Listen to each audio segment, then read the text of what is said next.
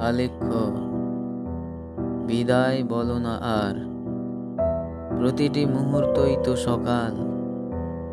যতই ডাকো না ঘরে সৌন্দর্য স্থাপনে, তুমি তো আমার মধ্যেই আছো চিরস্থায়ী আসনে। মৃদু হাসিতে ভেসে আসে মোনালিসা, বিষণ্ণ চাদরে মোড়া আছে শীতের উত্তাপ। এ গরমে হারিয়ে গেছে হাসির ঝিলিক, তোমার আড়াল জোগালো ভরসা।